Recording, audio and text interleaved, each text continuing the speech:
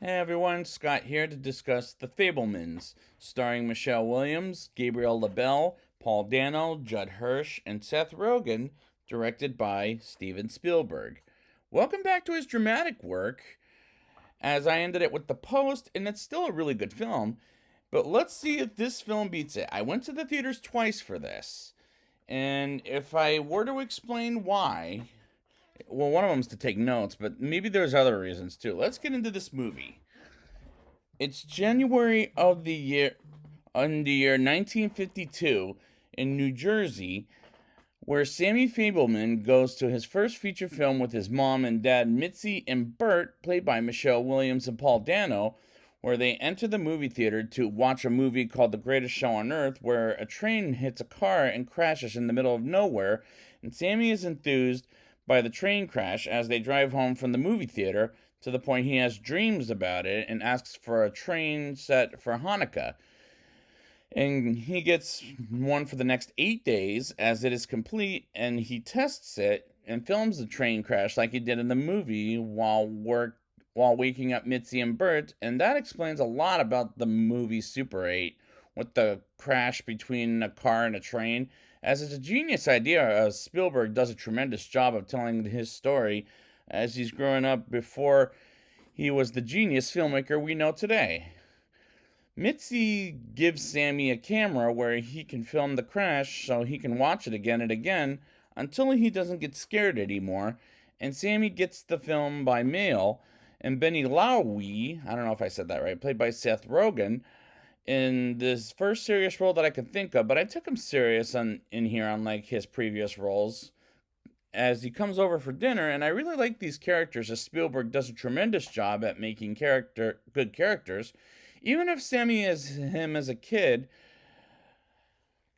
Sammy off after showing his mom the train crash, other movies with his sister Natalie and Reggie by pretending to pull out a tooth and pretending to be in a horror movie with mummies. The following year comes, and Bert and Mitzi have a baby named Lisa, while Bert has a new job in Arizona, while Sammy, Natalie, and Reggie seeing a tornado and drive towards it, which is pretty dangerous. And I like the cinematography as Jersey looks great, and so does Arizona as the Fablemans drive to their new house, and Sammy films them arriving at the new house. Sammy growing up, and they pick up scorpions with his Boy Scout friends, and they go to the movies and see a western while disturb other guests, while Sammy gets an idea of making a western of his own, and he does things a projectionist would do. They were before they ever went to digital. The Fableman dad, as the Fableman dad, kids and Benny listen to Mitzi playing the piano while her nails are clicking as it is distracting, sure, but she does get them cut eventually, which was amusing, while the next scene comes and Sammy's movie entertains people in the audience as he had to poke holes in the film on the film to make firing guns look real, as it does a good job at fooling it. Even fooled me for sure. So kudos to Spielberg for coming up with the idea, and the movie Sammy filmed looked very entertaining in my opinion. Bert, after the presentation, takes Sammy to a driving test before an upcoming camping trip, as he calls Sammy's films a hobby, and the Fablemans go camping and Mitzi climbs a tree while Bert makes a fire and at night makes s'mores. And I like the scenes as the camping trip as they're entertaining, and I do like the way Spielberg shows us what a film projection does in the past, as it took me to the past. Benny and Bert talk about a job offering in California, and Mitzi wants to stay in Arizona while she's dancing with, and Benny turns on the light and films Mitzi dancing, which was a magical moment of the film while Reggie is being critical. As I love the scene for what it is, and the score by John Williams makes this movie with Spielberg's life pretty remarkable. Mitzi's mother passed away and is depressed for days because of her mother's passing, and Michelle Williams is giving her best performance in this movie, in my opinion. Bert wants to ask Sammy to put together a camping trip movie, while Sammy wants to film a World War II movie, but instead Bert wants Sammy to put it together the same weekend, while a weird scene comes as Mitzi's mother calls from heaven as she says someone's coming to their house as a dream, which was upsetting, sure, but still, great performance by Michelle Williams. Uncle Boris, played by Judd Hirsch, who is Mitzi's mother's brother, as he tells a story of how he started in the movie business, and the actor who plays Sammy, aka Gabriel LaBelle, does a tremendous job at portraying Spielberg while he grows up. Uncle Boris tells Sammy while pulling his face on how he will be in the circus and not in the movie business, and that is some good advice by Uncle Boris, despite he might be a little crazy, but the dialogue is tremendous to me. Mitzi plays the piano while Sammy is editing the camping trip and discovers his own mother is having an affair with Benny. And that comes off like a shock to me, and when he figures it out, it catches me off guard. Sammy shows the camping trip film, and she feels better, and by she, I'm talking about Mitzi, from her mother passing, as she still is unfortunately not happy while with Bert at this point, and Sammy is ignoring Mitzi and Benny for a while. While he films his World War II film, and directs someone acting like he's a mess to make a great performance, and he creates the performance that works very well for Sammy's case, as I really enjoyed this scene for what it was. He shows the World War II film, and everyone believes he did a tremendous job in it, which he does while continuing to ignore Mitzi and Benny after the film, while they tried to hug him, which did feel sad for sure, as this movie can be a tearjerker at times as well, and I admire this movie for pulling sadness off pretty good, because I remember what that's like. Well, not like that, but you know what I'm talking about. Well, no, you don't. Sammy, before going to a swim test, gets slapped back in the back by Mitzi as she creates a scar because she wants to be the center of attention, and Sammy tells her he knows about her and Benny thanks to the camping trip he filmed, as she looked in disbelief about how he knows and tells her he won't tell anyone about them, as this is a heartbreaking scene. Same goes for when Sammy sells his camera while Benny wants to give him a camera for like as a going away gift or something like that. And he gives Sammy some very good advice about how if he doesn't film anything anymore, it'll break his mother's heart. As he tries to pay $35, but Benny gives it right back to him, which was sneaky while moving to California. Bert tells he had a dream of how he and Benny were having an argument and punched him in the face, and Mitzi makes him pull over and she walks out for some air while Sammy talks to her. And I enjoy the scenes as they're working beautifully. They get to Northern California and Sammy walks to school with his sisters, I'll say, and in gym class, a couple of bullies named Logan and Chad act like a couple of dumbasses, as Chad is like Hitler, and Logan gives him advice about to watch out for himself.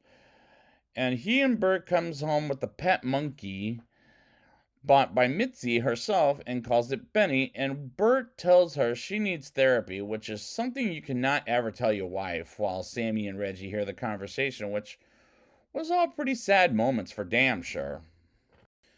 Sammy goes to his locker and to find a bagel that says Jew hole, and he goes to a secret place and finds Logan kissing a redhead, and Sammy bumps into them and tells a girl named Claudia about her boyfriend Logan is as he was kissing a redhead, and Sammy takes a punch, and Mitzi wants Bert to beat the daylights out of whoever beat up her son, and the school scenes are sad, sure, while Sammy and Bert have an argument about it being Bert's fault, while Mitzi says she started therapy.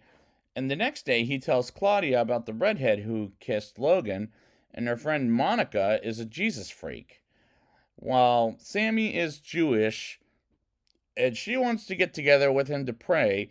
And next thing you know, they kiss, which the scene was kind of funny for the way Monica acted, while my audience for the second viewing laughed at the scene, unlike the audience in my first viewing. Monica goes to the Fabelman house and have a weird dinner with an argument as Sammy is asked to film Ditch Day with their 16 millimeter camera, which is a rare which was rare in 1964, as they go to the beach, and that's the year this is taking place now.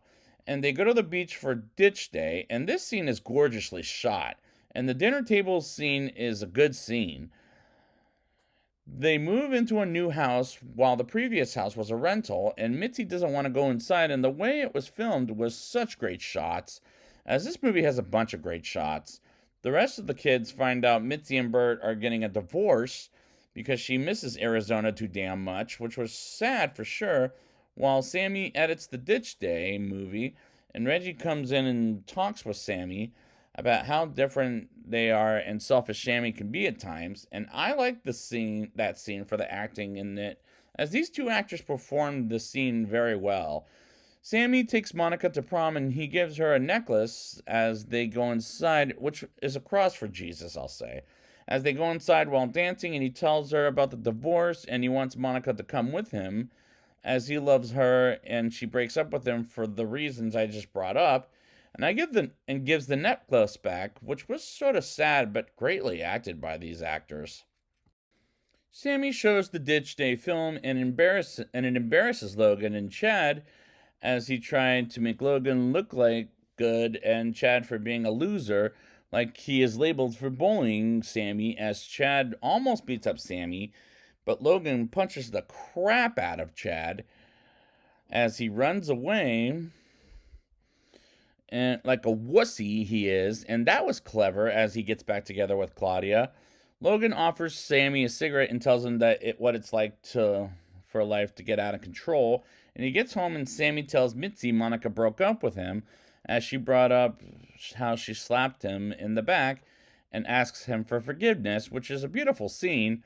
1 year later in Los Angeles, Sammy comes home from college and gets a panic attack, as well as a letter, as well as a photo of Mitzi, as well as his sisters with Benny.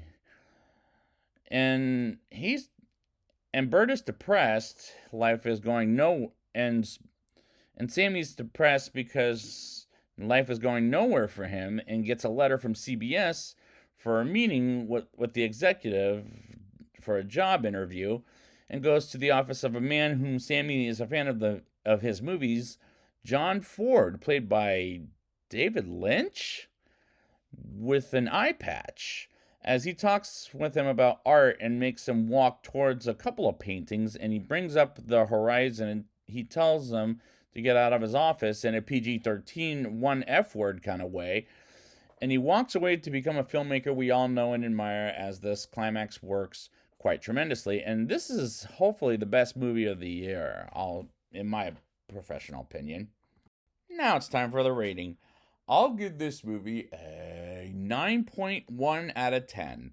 This is a tremendous movie with relatable characters, as the writing is absolutely outstanding, and this tells a good story of how Spielberg grew up to be a wonderful director he is today.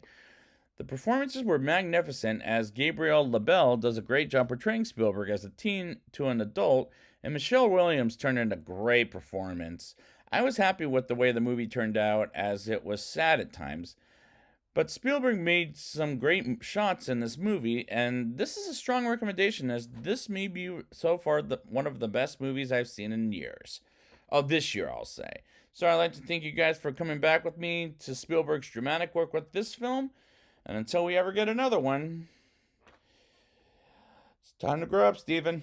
Time to grow up.